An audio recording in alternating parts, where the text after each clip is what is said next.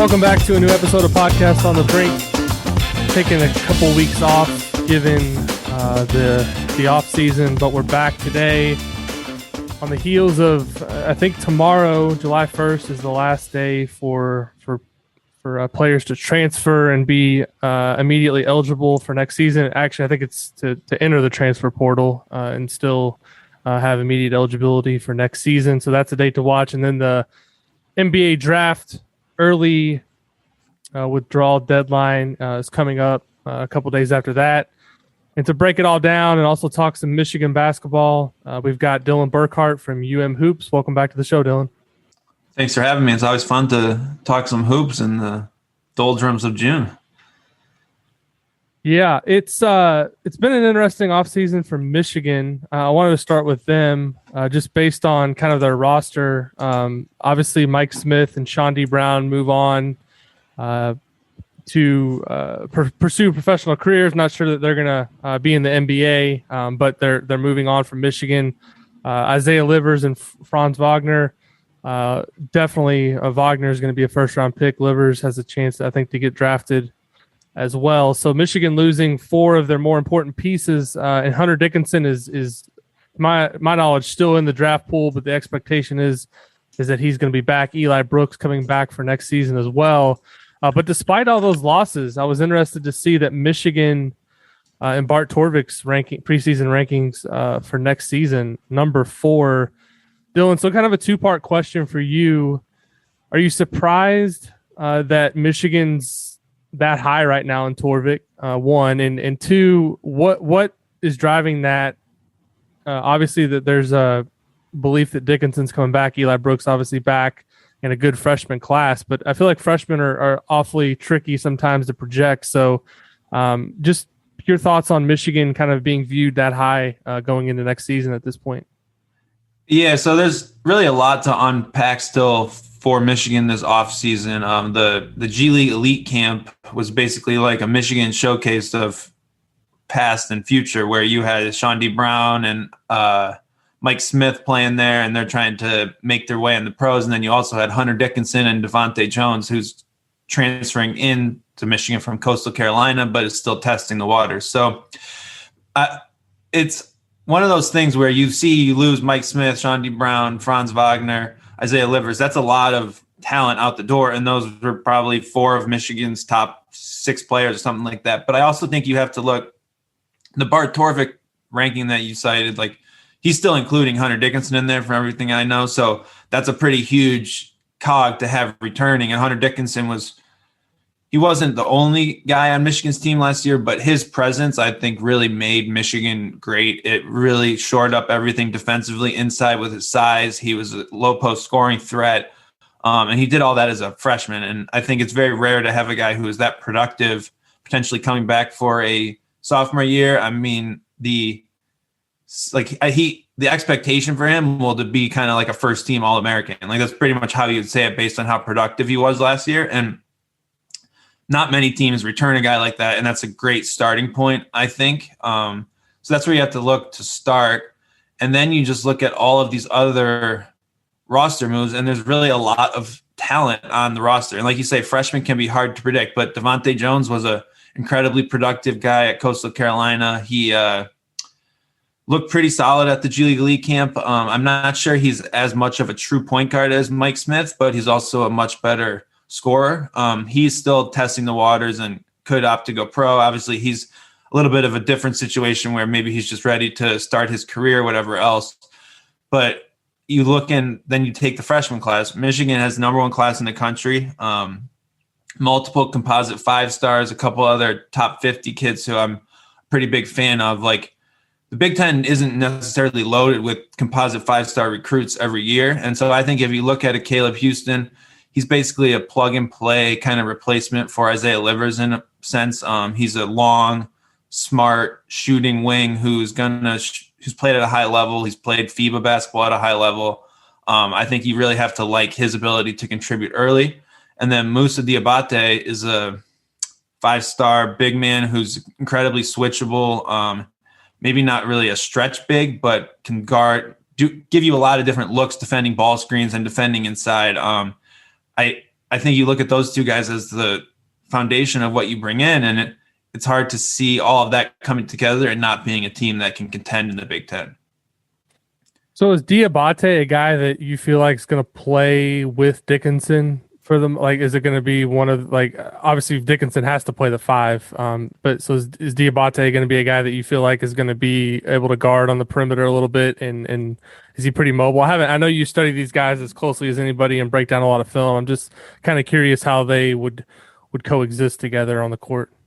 Yeah, it's an interesting dynamic because over the last 2 years, as we've gone from John Beilein to Juwan Howard, and you've seen how that's kind of shifted, whereas Beilein was a guy who would always have a perimeter-oriented 4, and Juwan Howard inherited Isaiah Livers, who was about as good as it gets for a perimeter shooting 4. He could really guard that spot and also just create all sorts of mismatches.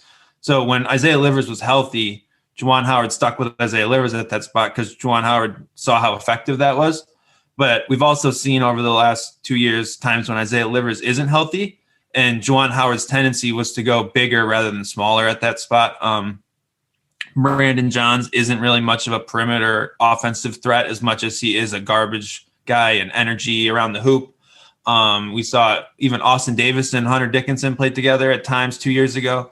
So I do think that the plan will be for Moussa Diabate to play some 4 and some 5. It's notable that there's not really another backup center on the roster. Austin Davis isn't coming back for yet another year, which means that Diabate probably will be that backup 5. And I really like that sort of trade-off where you have a guy who's really physical and imposing, but you also have a guy who could switch every ball screen if you needed. As far as can Diabate play the 4, for me, I think he's a slam dunk defensive option at the 4. He's really good. His mobility on the perimeter is really impressive for a guy with his size and length. Offensively, I'm a little less convinced of how effectively that'll work.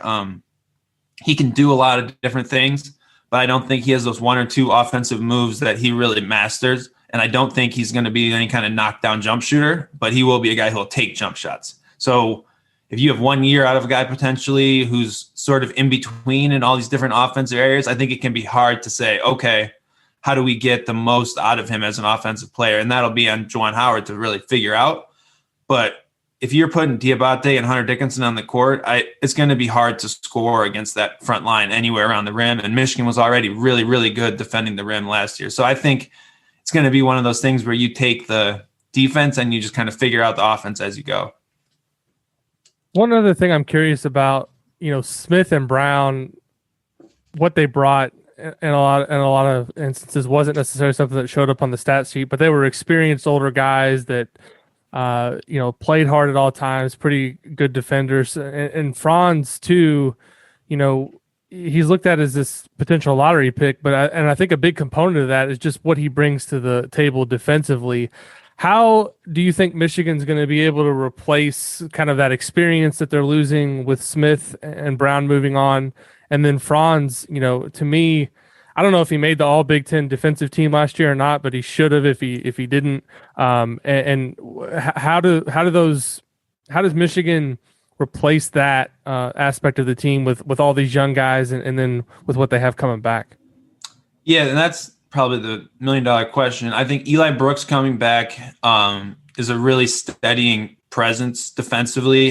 He was usually the guy that Michigan would put on the other team's best perimeter offensive player. And he's not really maybe an overwhelming steals guy or an athlete, but he's just a really solid defender who's been doing this for 3 years now as kind of a high level starter.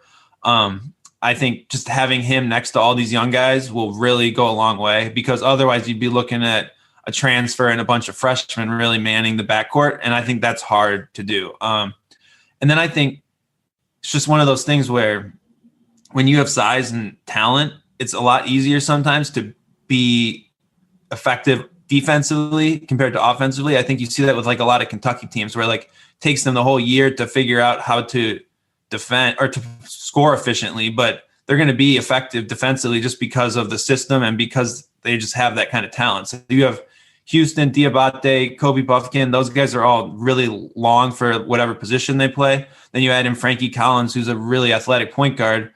Devontae Jones had incredible steal numbers and rebounding numbers at Coastal Carolina. Like, there's tools to be a good defensive team, but you are replacing Franz Wagner, who if you were to just watch him play and like sort of like an ISO cam, his defensive impact was just incredible between his IQ, his deflections, his just everything he could do between guarding different positions, basically 1 through 4. So you will miss that, I would say, but I think there are enough pieces to feel pretty good about Michigan defensively, especially with how good they were last year and the kind of that system they built around Hunter Dickinson at the rim.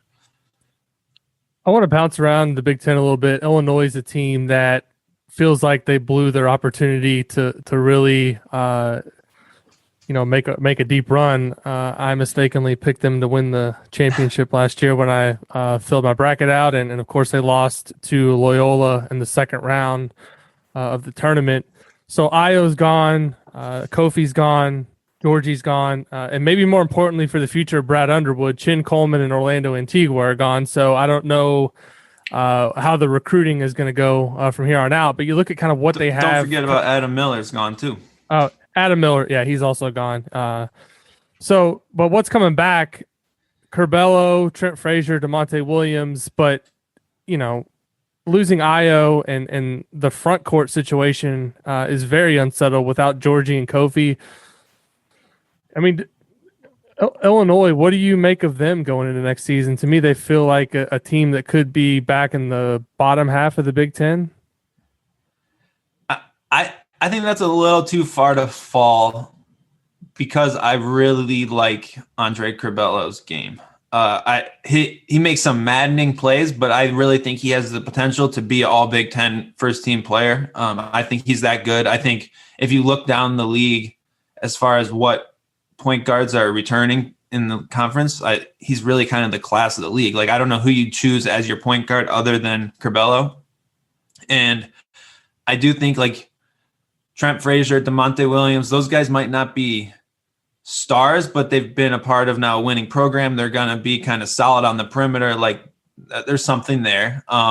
You add in a guy like Grandison, who I think made some big plays at times last year when they kind of went to finally a smaller 4 look. Like, I thought he was good. I'm not crazy about Omar Payne coming in from Florida, but at least he's a guy who's played in a high major conference. He's obviously physical. I remember he had that knockout blow in the SEC tournament. Alfonso Plummer is another shooter coming in. Like, you have some pieces there compared to some of the teams that you're going to say, wow, those are teams in the bottom half of the league, right? Like, I don't think this is a team that's going to contend for a Big Ten title, but I think it could be a tournament team. I think they're closer to being a tournament team than like a bottom half team. Yeah, like there's some really bad teams in the league next year. I maybe shouldn't have said bottom half. I'm thinking more like that 6 or 7, right? I mean, really 8th is bottom half, but 6 or 7 preseason in the Big Ten feels about right for that. Yeah, team. I'll buy that. I think there's a chance that it could be better, maybe more than you would think, is what I would say. It's a lot to lose, but I don't know. Curbelo's a really fun player, and I kind of want to see how all these pieces fit together. Yeah, I just worry about like the front court situation, obviously, because going from Kofi to Omar Payne is quite a bit of a fall off of a cliff, just based on kind of what Kofi did as a scorer in the post and also defensively. I mean, he was just maybe didn't block every shot, but he altered a lot of shots, and the physicality. I think in a Big Ten that had some really good big men. He was definitely up near the top of the league from that. Yeah, and standpoint. He got so much better as a sophomore, like basically beyond any expectation I had for how much he could really improve year over year. So you will miss that. And I think the one thing I'll give Brad Underwood a little credit for, they really kind of tailored that team over the last 24 months to fit around Kofi in a lot of ways. And I think obviously they're not going to play that way next year, but he has shown at least a bit of flexibility to change things up and maybe tweak the offense. And so it's going to be a perimeter-oriented team, but maybe they have a few more pieces than I think people might give them credit for when they just see all the names leaving. So moving through things here, I'm going alphabetically, so I can't skip over Indiana here because I need to get your thoughts on the Hoosiers. I'm probably not as high on them as Indiana fans are because I was thinking about doing some off-season Big Ten power rankings here in a couple weeks when the rosters are settled.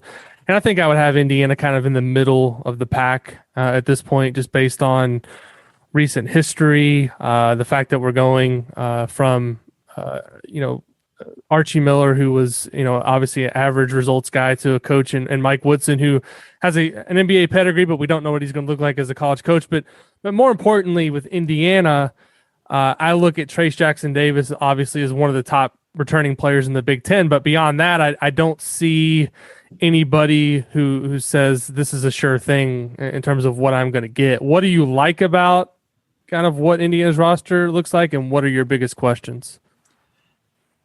I'm really fascinated to see how it works out, and I feel like it's really almost impossible to guess, right? I mean, you bring in a lot of bodies who are kind of major conference players who fit, right? Like Xavier Johnson, Miller Kopp. I love Tamar Bates. I watched him a lot at IMG because he played with Jet Howard down there and Musa Diabate, so I watched a lot of those games. I think he's a really good ad late in the process. Am I convinced this is like a slam dunk team? No, I think that you have so many returning pieces over in Indiana that weren't a part of good teams that it's hard to really get there and say, okay, they're going to be good. Like Trace Jackson Davis has been one of the best players in the Big Ten for 2 years. It hasn't really led to results. So what does that look like? Is he going to play on the perimeter? Can he actually make shots? I don't know. I'm just curious how that all fits together. And I'm intrigued by Mike Woodson, but I can't sit here and say I would bet on him to be super successful or to fail, right? Like, I just don't really know. And that's kind of where I'm at with this Indiana team. I put them close probably to like where Illinois would be. There's just different kind of questions, but there's some pieces on each team. I don't really know what to make of them right now. Yeah, there's just a lot of guys who are like Race Thompson. He's a solid player, but he's not, in terms of like replacement, like you're looking at, is he one of the best at his position in the league? No. Rob Finney is a guy who we've talked about for 3 years, potentially being a solid player, but offensively, he seems to have lost all of his confidence. And listening to some of Dane Fife's comments earlier in the spring, just talking about his defense kind of tailing off last season, that's something he has to get back. I mean, the freshman class from last year, Jordan Geronimo, Trey Galloway, Anthony Leal, Christian Lander, none of them really produced anything that kind of jumps out on the stat sheet. So I think that you have to look at all those guys as potential guys.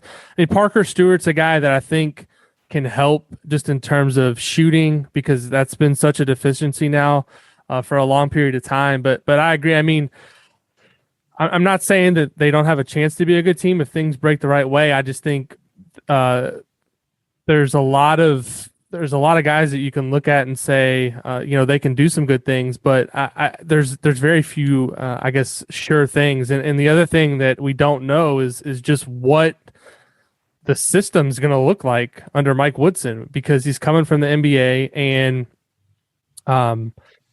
we don't know what he's going to. Obviously, he said he's going to run a standard man-to-man defense. That's a big departure from what Indiana's done previously with the pack line. And offensively, he's talked about wanting to play this four out, one in, but how does that work with Trace Jackson Davis and Race Thompson on the court together? Yeah, and that last part is what I want to know, right? Like, how do you make those two guys work when they're really, like, I know that Indiana didn't really play a system that was perimeter oriented, but I don't know that you really could have with those two guys on the court, because neither player can really stretch the floor from what we've seen. What I would say is this: if you look at Indiana's roster, and there's a lot of guys who are Big Ten players, I wouldn't know who to bet on to be an all Big Ten player other than Trace Jackson Davis, right? Like, if you're going to need two guys to maybe be top 15 players in the league to be really good, there are guys who could, but I have no idea where I would put my chips down and say, okay, that's going to be the guy who's that number two. Right. I don't know. We haven't started talking about our top 25 players, but I was just thinking about this the other day. I don't know that if I'm making the list right now, and I haven't looked at it closely enough, I don't know if there's anybody from Indiana on the list in the top 25 preseason besides Trace. Yeah, and I would say one or two of those guys will be maybe at the end of the season, but it's just so hard to get there I don't know. And there's just not an obvious role for anyone. Like, who's kind of the go-to perimeter option for this team? Is it Xavier Johnson, you think?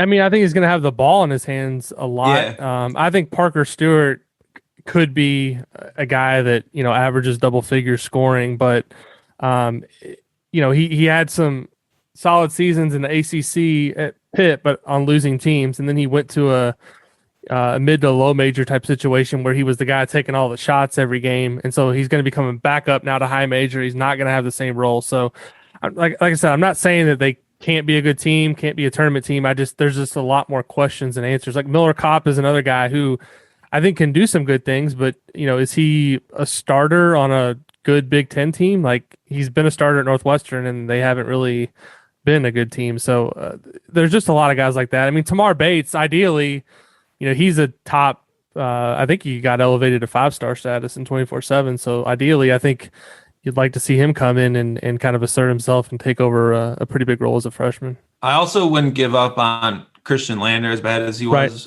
just because of his age and because of reclassifying and just the expectations of that. Like you've seen plenty of guys go from awful freshman point guard, especially as a reclass, to really good player in time. Right. So I wouldn't give up on that either.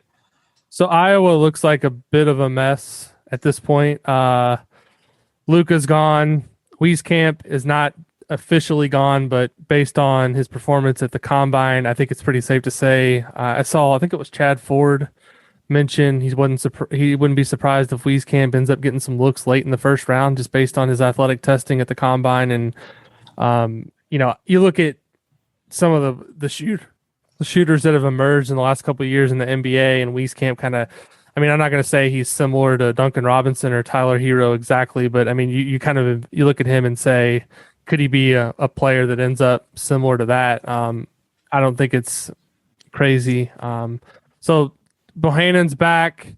I think Keegan Murray's a guy that a lot of people were talking about as a potential breakout candidate. I don't know how to feel about that because he was a guy that did some good things, but he wasn't the man on that Iowa team. CJ Frederick's gone.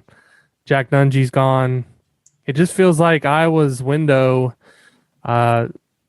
is Fran's been there long enough to where we've kind of seen. I feel like we've kind of seen the ceiling for Iowa basketball under Fran McCaffrey. But the good news is Fran just signed a fat contract extension, so that's always good to get in when you have a ceiling year.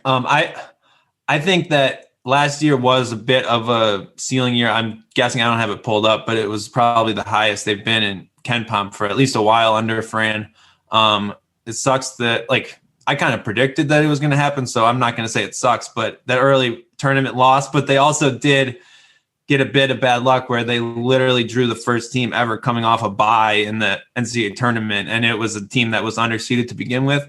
But either way, this team is going to be a mess. I love Keegan Murray, but I don't really love Keegan Murray as my first or second best player on my roster. So I think that's a little scary. He's a great guy to have as an option, but I don't know if he can carry a team. I guess they could be better defensively with Murray playing because of his length, but it's also a Fran McCaffrey defense, and I'm never going to bet on that. So, I don't know. They're not going to be seller bad just because I think there is a floor to, Fran is a good enough coach that I think he'll figure out a way to create some offense and get that going. But man, I'm not excited about this team at all. I think it's going to be rough, and it's just so hard. The thing I will say, this team was so built around Luka Garza that I do think there are probably players on the roster that will look a little different with a new system, right? Different roles, but I just don't know if that means the McCaffrey brothers taking more shots is going to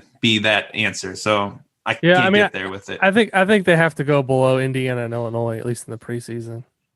Especially as long as Wieskamp stays in, because they lost Frederick. If Wieskamp comes back, then it's different because then you got Bohannon and you've got Wieskamp and you've got Murray. That's, I think, a pretty solid foundation. But if he's out, I think if Wieskamp comes back, to me, he's a top 5 player in the Big Ten in the preseason. But I don't think he's coming back if he has a chance to be. Fran's basically said for a couple of months that he thinks he's gone, and then he goes to the Combine and does really well.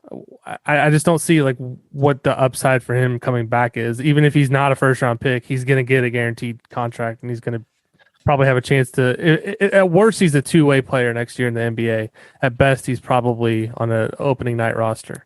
And he's inevitably going to shoot a lot worse next year without Luka Garza, right? Like he's just going to have to take much more difficult shots. It's going to be hard to look any better than how he looked last year. So Maryland, when I had Andy Katz on, was, I don't know, time's flying by so quickly now. Sometime, I think late May, had him on the pod, and he had Maryland as his favorite in the Big Ten next season. That was obviously based on Daryl Morcell coming back, which Daryl Morcell is now going to Marquette. Eric Ayala is still in the draft pool, but I would assume he's coming back. Aaron Wiggins is the one that looks like a potential departure, just based on the fact that he was at was he at the G League combine, and then he got elevated up to the regular combine. Yeah, so he was one of, I think, 4 guys that got an invite to the big combine. Yeah, so Maryland, if Wiggins is gone and Morcell is gone, I don't know. I mean, I like Donta Scott a lot, but I mean, how excited are you about the Rhode Island and the Georgetown transfers being kind of centerpieces on the team? Because I think they're going to obviously be a big part of the group. If Wiggins, I mean, they're going to play big roles anyway. But I mean, if Wiggins is gone, Morcell is gone, I'm definitely not nearly as high on Maryland as I would have been otherwise. Yeah, so I'm guessing this lineup looks something like Ayala, Russell, Hakeem Hart, Donta Scott, and then Wahab, the Georgetown transfer, at the 5. I'm a little worried Donta Scott had sort of just a career outlier shooting season because he was just so good. Yeah. I don't know if he was lights out for a good month and a half, just like making every 3. He's a good shooter. I've proven that, but I'm a little worried about that. I do think that you can do some interesting things now that you have a real big guy, not just that kind of small ball look all the time. Turgeon has been pretty good with the true big and like knows how to play that way. So I think there's something there. Fats Russell for me doesn't really do it. He had a horrific shooting season last year. I do think that there's a chance maybe he, like when he was younger, he really had upside and people were really high on his game and it kind of just sputtered out at Rhode Island. Like, I think he's a Big Ten player. He'll be okay. But if he's one of your top 2 perimeter usage guys, I'm not real crazy about that. Ayala coming back would be really big because he's a fine player and he can run the team and like you can let Fats be more of a whatever undersized scorer than kind of your true point guard. So, like, that's a good starting lineup, but I think some of the early hype, like Maryland got the transfers, like that first week, the portal was really getting going. Yeah. And everyone was just like, oh, top 5. But I don't see that at all. I think this is a tournament team. I don't see them. I wouldn't bet on them to win the league by any stretch of the imagination. I don't think. I don't know. Yeah, I'm not crazy about any one player on their team, I would say. They're 12 in Torvik right now, but he has Wiggins averaging 14 points a game, and Ayala about the same. So if Wiggins is gone, that obviously changes things quite a bit for me. Just because I don't know how they replace him. So yeah, they're one. I mean, I think they're a top half Big Ten team regardless whether or not Wiggins comes back. But I mean, I think if he's gone, I'd have to run the update here, which I'm not going to do here in real time. But I think they would take a pretty significant tumble in his projections. And to be fair, they're old. They're all like their top 6, 5, or whatever, are all going to be juniors and seniors. Like I think they'll be a really good competitive team. I just don't really see that top 5 upside for them as much as like really solid top 20 team that probably finishes like 12-8 in the Big Ten or something like that. That's kind of what I'm feeling with this team. Turgeon's another guy who I feel like kind of maybe has peaked, but he also just got a contract extension. So good for him. We'll call that a soft contract extension, I think. Well, yeah. That's a little different than Fran. The question for me, like when that job does inevitably open, like who are they going to get? Which that to me, we'll see how good of a job it really is when that day comes. Who they can attract, because I know, I've always Maryland's got a really good fan base, like that cares about basketball. And every time something bad happens, if you look at Maryland basketball Twitter, they're ready to run Turgeon right out of College Park. And I'm like, well, be careful what you wish for, because he's been okay. He won. Did they get a piece of the Big Ten? Yeah, they won the Big Ten ago? 2 years ago, the COVID year. Okay. I mean, he's been really good in the regular season in the Big Ten, like shockingly consistent, double-digit wins every year, basically. The problem is he's just fell on his face every year in the NCAA tournament. And similar to Fran. Right?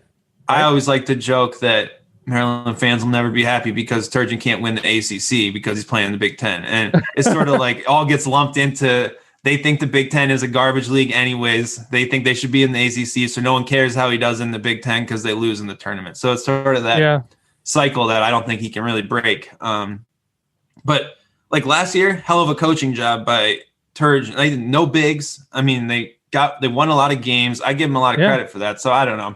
I have a hard time slamming him too much, and then every time you start to compliment him, they just get bounced, and that's that. Yeah, I think part of the problem too with that is like Maryland fans don't want to be like that underdog team that like exceeds expectations.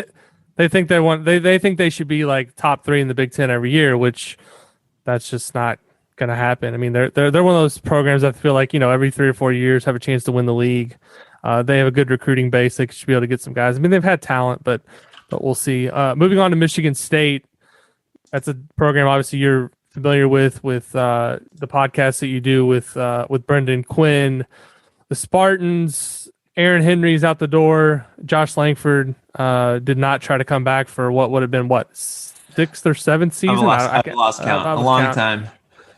So their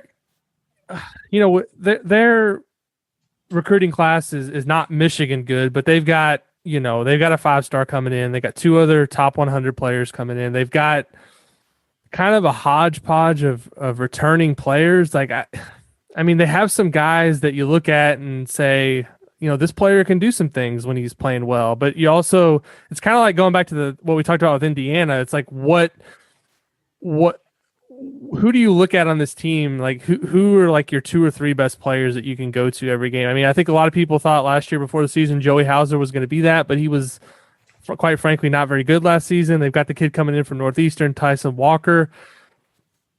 What do you make of Michigan State? Because they're another team to me that's just really hard to get a feel for right now. So any Michigan fans listening to this will probably get annoyed with this, but I actually don't think I think you have to kind of ignore how frustrating Michigan State's season was last year when you could evaluate the pieces coming back. I think it was sort of a Murphy's Law situation where everything went wrong. They had some early conference upsets, then they had the COVID shutdown, and then the whole thing was just a grind. It never really worked. I think it was just a bad situation all around. And I usually think teams that have that bad of a season, teams that perform worse than they really are probably decent bets to bounce back the next year, especially when they have someone like Tom Izzo running the ship. So at the same time, Aaron Henry was like option 1, 2, 3, 4, and 5 for that team. When they figured out how to win those games late, it was basically just Aaron Henry ISO and get to your spot 8 feet from the rim and flick it in the hoop. And Aaron Henry's gone, Langford's gone, Rocket Watts is gone, Kithier's gone, Lawyer's gone. Those guys played a lot. Some of them, it's probably addition by subtraction. I think you needed a reset. I think you need a new lineup. But I agree. I'm not crazy about really any of the returners, but I think team's going to be more built around the newcomers. I think Tyson Walker is probably as important of a incoming player in the league as there is. Like everything that was wrong with Michigan State last year started at point guard. They just had no reliable option there. And they went out and got Walker early in the transfer period. He seems to really fit what they do. I like his film. I think he'll be pretty good there. Good athlete, small but effective. Max Christie, kind of a plug-and-play guy who you can put on the wing. He can play off the ball, play on the ball, make threes. Like I like that fit. And then Jaden Akins is probably the kid in their freshman class I'm the highest on. I think he has a huge upside. Maybe not this year, but I could see him being just a breakout star as a sophomore. So, like, I love those additions. I I think the big question is, what can you really get out of this returning group? You don't have a starting center with any sort of trust from the coaching staff or proven anything, right? Like Matty Sissoko's raw, Joey Hauser's a 4, but he can't really guard the 4 or the 5. Marcus Bingham has highlight moments, but constantly finds himself on the bench. Julius Marble is undersized, but like tough and just kind of plays there. Izzo's like never played any of those guys more than 15 minutes in a game if he had the choice. And I think other than point guard, that spot was the huge weakness. And I think that's what Michigan State has to figure out. I wish that you could just have a guy. I think it's a lot better to say, okay, this is our starting guy. Like he's going to play at least 25 minutes every night at center. But right now they're looking like another year where everyone's going to play 8 to 12 minutes. And I think it's really hard to get consistent interior play that way. So that's my big question with MSU next year. But I do think the backcourt will have some real upgrades just in like talent and fresh blood. And I think that'll be a positive.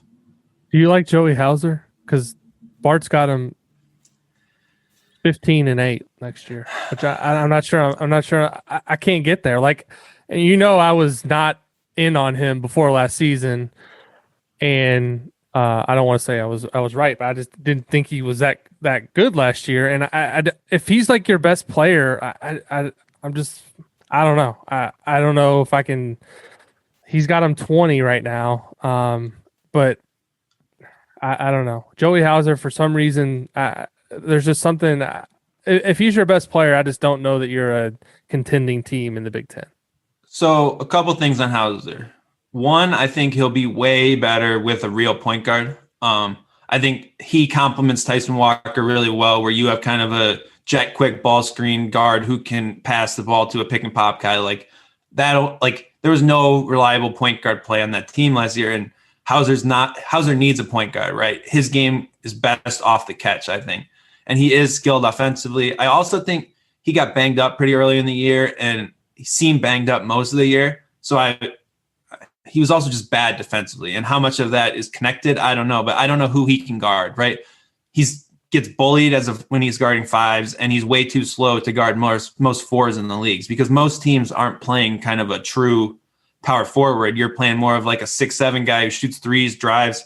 He can't guard either of those guys. And that's the thing you have to figure out with Hauser, because at Michigan State, you have to guard. That's kind of the first thing on the whiteboard when you show up on campus. So I'm not crazy about Hauser. I think he's a fine piece, but I don't really see kind of that all Big Ten upside that people touted when he committed to Michigan State. Yeah. So 2 other teams, well, there's a couple other teams I want to talk about, but Ohio State is, I guess John Rothstein had him as his favorite before Dwayne Washington went pro. What do you make of Ohio State? They're going to have 2 transfers from other Big Ten programs on their team next year. Jamari Wheeler's coming in from Penn State, Joey Brunk from Indiana.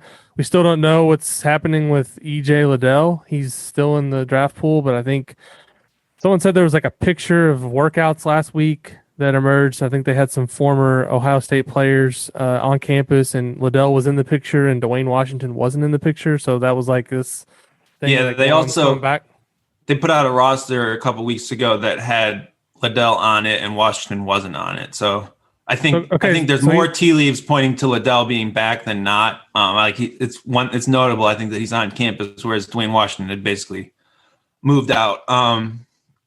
This team, I think Washington's like, he wasn't my favorite guard in the Big Ten by any stretch. He's good. He's really good. He was the only perimeter shot maker on that team, and he lit Michigan up time and time again last year. So I'm well familiar with what he can do on a good day. But who's going to create shots? Who's going to score on the perimeter with this roster? I don't completely see it. Like, is it Michi Johnson? Like, Jamari Wheeler is a elite defender, but he's not really a good offensive player. I don't think he's better than CJ Walker. Malachi Branham is coming in, top 50 kid. You're just going to say, okay, be the guy. I mean, the good thing, like when we talk about freshmen for Michigan, I don't think many of those guys are going to be put in a spot where it's like, okay, you are the option. I think it's way harder as a freshman to contribute if it's like, well, we need a perimeter scorer. You go be that guy. So I love EJ Liddell, but I'm just not really crazy about anything else on this roster. Justice Suing doesn't really do it for me. I don't really see a path to Zed Key playing more because you're still going to have Kyle Young and EJ Liddell. They're going to be playing heavy minutes at the 4 and 5 spots. Like, well, how does this team even fit together? I mean, I don't see it.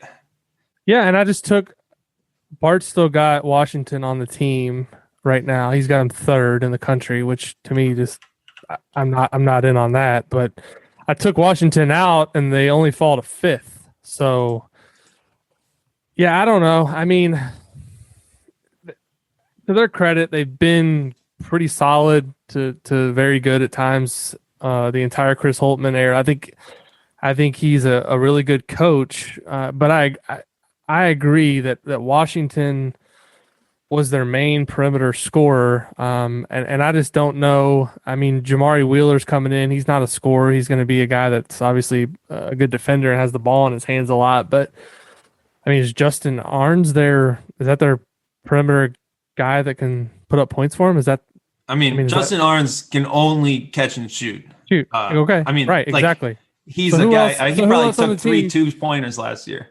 Who else on the team's creating offense from the perimeter? I think it has to be the freshman. I think Justice Suing is kind of that guy. I think. Yeah, he's bigger, but I think he would be the guy you look to step into that role. I was never crazy about him last year, but he's like a high major kid. He has the ability maybe to step into that, but that's asking a lot of him. Also like Liddell's really good. Liddell can be your 29% usage guy who you can play through. He can do a lot of different things. So I do like his game. I don't know. You're looking at if Wheeler, Young, and Arns are all in your top 7. All 3 of those guys are like incredibly one-dimensional. Like exactly. Young is just a finisher. Wheeler's basically just a passer and a barely shooter, and then Arns is just a shooter. Like there's not enough kind of 5-tool players in that mix, I think, to say okay that we're a versatile enough offense. So that's what I worry about. And Dwayne Washington was that shot creator who would just say, okay, well, what we ran didn't work. I'm just going to go get a bucket, and I just don't see that guy on this roster. So Purdue, I think, is in the conversation for preseason favorite in the Big Ten based on what they brought back. I'm not willing to say that they should be the favorite, but Travion Williams coming back is obviously huge. I think Jaden Ivey is going to be top 10 player in the Big Ten next season. I don't think I'm going out on a limb. I don't know if you agree how much you like Ivey, but I like his upside a lot. Most of the other guys that are back, I think you know what you're getting for the most part. Eric Hunter, Brandon Newman, Stefanovic, Zach Edey is just a massive human being that is effective in what he does. They've got 2 kids from the state of Indiana that are coming in, and I don't know how much either one of those guys will play right away. I think they'll get some court time, but they're both Trey Coppin's a top 50 kid. First, I think, is somewhere between like 50 and 60 in the country. So talented kids coming in. And Matt Painter, to me, is just, as much as Indiana fans don't want to hear this, I mean, he's just a really good coach. So I have confidence in them for that reason. Any reason for you to sell Purdue for next season, or are you buying them as a top 2 or 3 team in the Big Ten? I definitely think they're a top 2 or 3 team in the Big Ten. First made the USA team, or was he one of the last cuts? I don't remember, but I think he made it. So obviously Painter's involved in that team, which probably doesn't hurt. Didn't he have 2? They had 2 guys make it, I think. Yeah, Ivy's on the team too, so that'll be interesting to see how they play overseas at the U19 World Cup. But I get the Ivy hype. I get the pieces are all there for this to be good. My trouble is I keep going into the season high on Purdue because I love Matt Painter, and then they sort of sputter in November and December, find their groove, and kind of just grind out a decent season. And I think there's a lot on Ivy to be that next level guy. Like, is he a pro? I think a lot of people like him to be a pro. He hasn't showed that he's a pro. And I think what's held Purdue back the last couple of years is just not having a really reliable perimeter scorer, right? Like you have Sasha Stefanovic, who's a shooter. You had Eric Hunter, who had a kind of shockingly bad year last year. It just never really got on track. I don't know. There's a lot there. It's just like a program that's kind of been in this really good phase. And can they be a top like 5 team in the country? What do you think it takes for them to get there? I definitely think they're one of the few favorites to win the Big Ten just because of how solid they are. And I love Matt Painter as a coach, but I'm just curious if there's like Jaden Ivey's not going to be Carson Edwards, like elite scorer. He's more of a do kind of a bit of everything guard, I would say. So I'm just curious how the pieces fit. Is Travion Williams still your kind of like go-to guy on offense, or is that just something you do? There's a lot to unpack, but it's hard not to be high on them just with how many pieces they bring back. Any other teams besides the ones that we've discussed interest you at all? I mean, the Wisconsin, to me, I don't have no idea what to make of them. Rutgers losing Jacob Young, Mathis, Miles Johnson, Geo Baker still in the draft pool, which I think would be a huge mistake if he leaves. He should definitely come back. And then like can we agree? Like Penn State and Minnesota are the 2 worst teams, right? I think Minnesota is in a tier of its own. Minnesota's like, I'm just looking at the players that Minnesota added. Like they're adding players from George Washington, William and Mary, Lafayette, New Hampshire, College of Charlestown, Northern State. I have no idea what that even is. It can't be D1, and Stephen F. Austin. So I think Minnesota is significantly worse than the rest of the league. I think Penn State, Nebraska, Northwestern, Rutgers, like those teams, I think will be like fringe. I think top Nebraska's 100-ish teams, like they're competitive teams. At least 12th best, right? Nebraska. Yeah, I got dragged on my own podcast by my co-host for being high on Nebraska entering this year, but I think this could be a year they make at least a bit of a leap. They bring in McGowan's as a 5-star. They have Trey McGowan's coming back, his brother. There are like some pieces there. I think is Delano Banton is still testing, I think. He was solid at the G League camp. He can't shoot at all, but he's like the most gifted 6'8" ball screen guard who's just kind of hanging out in Lincoln, Nebraska you'll ever see. So I'm a little higher on Nebraska than maybe conventional wisdom. But at the end of the day, like I think there's kind of a drop-off from the contending teams to sort of this next tier still. And then there's just Minnesota hanging out way at the bottom. Yeah, Minnesota's just I don't know. I mean, it's crazy to me like all the players that left. Like I mean, you would have thought at least somebody would have stuck around, but like their whole team like pretty much is gone. You mean hiring Ben Johnson didn't convince everyone to hang out and stay? Well, I mean, why not just keep Richard Pitino then? Like I don't know what they're expecting, like in terms of what their program can be, but I mean, I'm not saying that he deserved to keep his job, but I mean, certainly they would have been better than this if he would have stuck around, right? I don't know.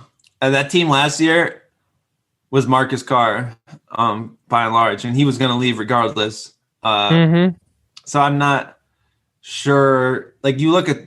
They lost a lot of guys, but how many of those guys are you going to be excited about if they're coming back? It's just the problem is they couldn't bring in one guy who anyone is excited about. Like they're all like low major and below players rather than any sort of impact transfers. And that's the issue. And that's, I think moving on from Pitino was like fine. And it should have happened earlier probably. I just not really convinced in the hire there with Ben Johnson coming over from Xavier.